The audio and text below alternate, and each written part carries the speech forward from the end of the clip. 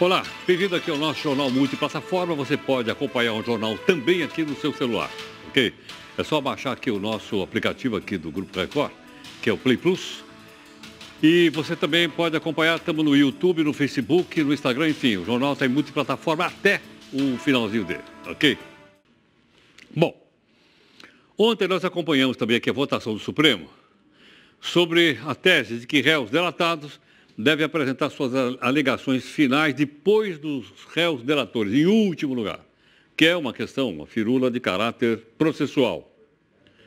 Hoje, o procurador da Lava Jato, o Robertson Pozobon, fez um questionamento sobre a decisão do Supremo que você assistiu aqui no jornal ontem, ao vivo. Será que essa ausência de deferimento de um prazo privilegiado para o réu não colaborador apresentar as suas alegações finais, será que isso realmente causou prejuízo no caso concreto? Todos os réus que hoje passaram a alegar que foram prejudicados por não ter lhe sido concedida a possibilidade de argumentar depois de um réu colaborador, eles estão comprovando que eles foram prejudicados realmente por isso? Ou será que se decretará a nulidade de sentenças condenatórias para logo depois os réus colaboradores e não colaboradores simplesmente ratificarem as alegações finais que já tinham apresentado à época dos fatos? Houve de fato prejuízo concreto ou não? Se trata de uma simples formalidade ou não? Isso é algo que deve nortear naturalmente a reflexão de todos os operadores do direito sobre o ponto de vista da decisão que vem sendo tomada pelo Supremo Tribunal Federal. Bom, para que a gente possa entender melhor essa questão, gentilmente, professor Júlio Hidalgo, que é professor de Direito Constitucional, gentilmente está aqui conosco e ele vai explicar aqui para a gente.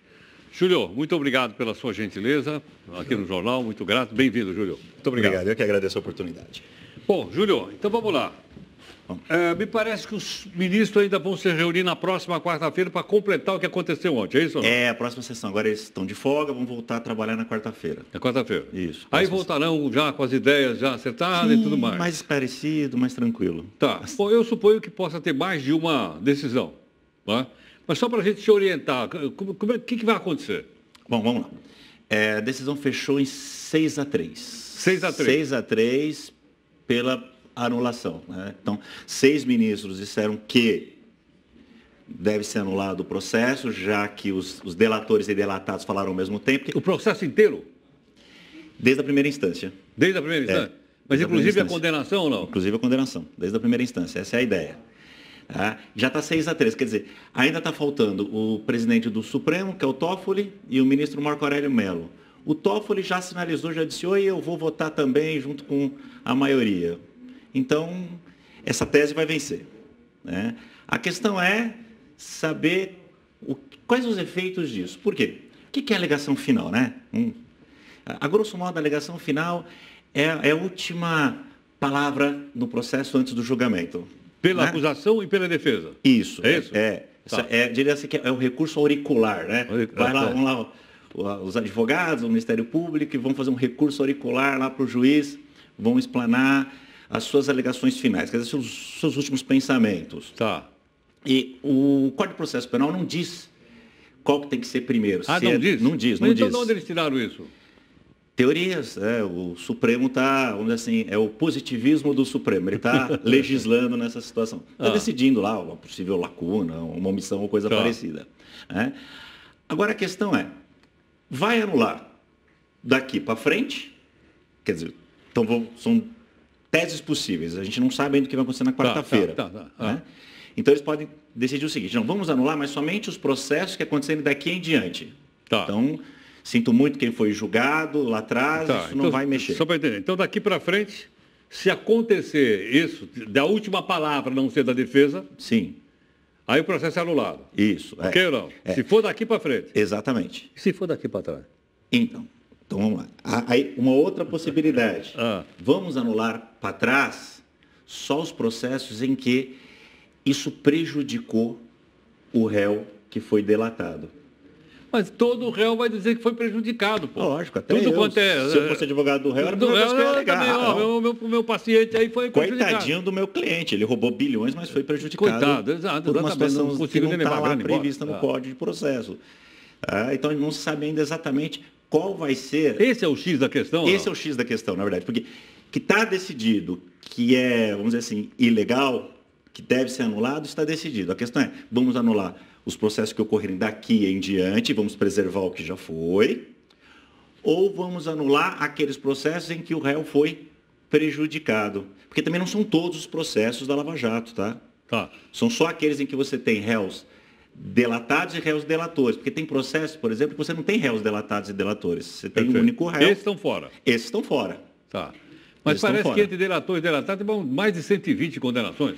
143, segundo dizem os procuradores da Lava Jato. Teoricamente, 143 terão o mesmo direito. São 143 processos, mais de 30 pessoas, porque tem pessoas que têm mais de um processo. Ok. Então seriam um pouco mais de 30 réus beneficiados com essas anulações. Em 140 e tantos processos. Agora, se a questão processual foi no finalzinho, não era só para rever o finalzinho? Ou dizer, volta o processo, fala primeiro a acusação, depois fala a defesa, saneou o processo. Ok, mas esse finalzinho é antes da decisão de primeira instância. Então não vai anular todo o processo desde o primeiro dia, mas anula a decisão de primeira instância. Tá. Anula e, consequentemente, a da segunda também. Sim, anulou da primeira, vai anular da segunda. Vai anular todas, que tiver aí. Vamos voltar lá no início do processo. Quer dizer que, então, isso já aconteceu nas alegações finais da primeira instância. Da primeira instância. Não é da segunda instância do tribunal que confirmou. Não, lá atrás, na primeira instância. Eu não sabia. Isso aconteceu lá atrás, na primeira instância. Tá, agora que eu estou entendendo. Não foi em todos os processos, mas... Claro. E aí também tem a tese de que talvez anule só aqueles processos em que os advogados já alegaram isso na primeira instância. Quando eles já disseram isso, olha, peraí, não pode, o meu cliente, aí, o meu réu, ele é um réu delatado, então ele tem que falar por último. E isso não foi observado também.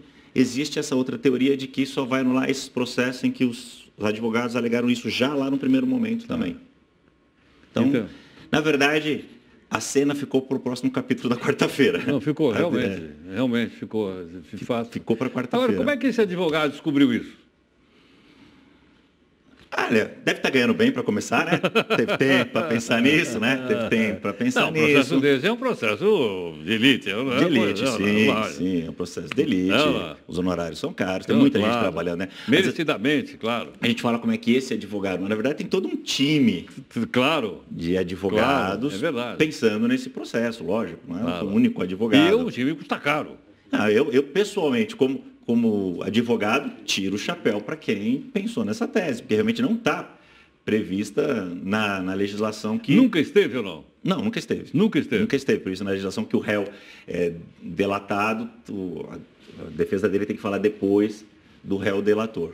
Sim. Não teve. Foi uma teoria que foi criada, foi pensada agora, até porque essa questão da delação premiada é relativamente recente no direito brasileiro.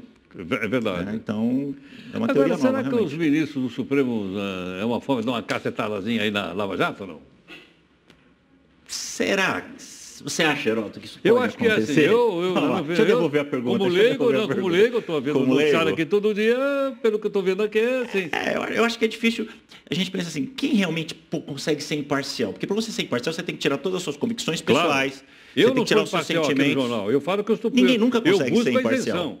E se eu não buscar a isenção, o pessoal me pega no pé. Agora, eu não sou imparcial. Eu tenho opinião sobre isso, eu tenho time de futebol. Sim. Eu tenho religião. Logo, eu não posso ser imparcial. Exatamente. Mas eu procuro ser isento. E se eu não for, a turma me pega no pé. Aqui. Isenção é diferente de imparcialidade, exatamente. Pode ser que tenha assim, uma liçãozinha na Lava Jato. Por exemplo, vocês não são tudo que vocês pensam. Aqui nós somos o Supremo. Calma aí, calma. Menos. Como já disse ministro, né? Tem ministro que já falou, eu não sou ministro, eu sou Supremo. É diferente. Não me pergunta quem é, não, verdade. Por favor. Agora, logicamente, claro, a decisão judicial a gente cumpre. Sim. Porque faz parte do Estado Democrático de Direito. Exatamente. Mas isso não quer dizer que nós não temos o direito de discutir, de debater, de concordar. É isso ou não? É o que eu sempre falo aos meus alunos. Decisão judicial você cumpre. Isso não quer dizer que você tem que concordar ou não discutir também. Claro. Vocês chamam isso aí do quê? De jus esperneandi, é isso? Ius esperneandi. Ius esperneandi. Puxa, esse latim, esse é o termo popular, o ius esperneandi. É o que eles estão fazendo. Na verdade, eu acho que essa tese foi o ius esperneandi, né? Os embargos auriculares também, que a gente chama no direito. Vamos tentar aqui, que a gente perde por tentar. Agora, Júlio, você é professor da aula sobre direito constitucional. É interessante que nós, inclusive, também reproduzimos aqui, colocamos no ar, ao vivo, o tribunal lá. Outras emissoras também colocaram. Tudo quanto é site, você entra lá, você vê ao vivo. Sim. A TV Justiça faz direto. E o pessoal fica exposto, né? Sim. Vamos dizer assim, a boa parte da população brasileira. A boa parte que entende o que eles estão falando, né? Porque não é muito fácil entender o que eles estão falando. Convenhamos. É verdade. Tem esse problema aí. Porque o linguajar não é o mais fácil. Mas, de qualquer jeito, eles estão de qualquer expostos. forma, eu posso acompanhar ela. Sim. Olho lá e até os ministros se tornam familiares para mim. Olha, Heraldo, eu vou dizer o seguinte. Eu acho que hoje está mais fácil a população escalar o Supremo do que escalar a seleção brasileira. É mais fácil acertar os nomes dos ministros do Supremo do que agora, a isso escalação é bom ou é ruim para a brasileira. democracia? Eu acho isso bom. Tá. Eu acho que você aproximar a população, mesmo que seja por um fato ruim, porque os fatos ruins sempre existiram. Eles só nunca estiveram tão próximos da população. Eu acho isso muito saudável para a democracia, essa proximidade da população, a população saber quem é o Supremo, discutir as decisões do Supremo, assistir TV Justiça. Eu acho isso muito saudável. Eu acho que é um passo adiante na cidadania. Né? Cidadania não é só votar e ser votado, é cobrar o político, como você estava falando agora há pouco, aí dos gastos com a cervejada dele. Também faz parte da cidadania. Júlio, obrigado pela aula. Eu que agradeço a oportunidade. Muito obrigado. Muito obrigado. Professor Dr. Júlio Hidalgo, professor de Direito Constitucional. Né? Então, na quarta-feira, nós vamos ver o que vai acontecer. Eu acho que ficou claro. Veja aqui, ninguém emitiu opinião. Nós estamos olhando os fatos para a gente entender. A opinião você vai emitir, eu também, o Júlio, na quarta-feira, quando eles decidirem. Aí a gente concorda, aí a gente discorda. Mas é bom lembrar, como foi dito pelo professor, decisão da Justiça, a gente acata. Mas isso não quer dizer que a gente não pode discordar e não pode discutir. Porque nós vivemos no Estado democrático de direito, felizmente.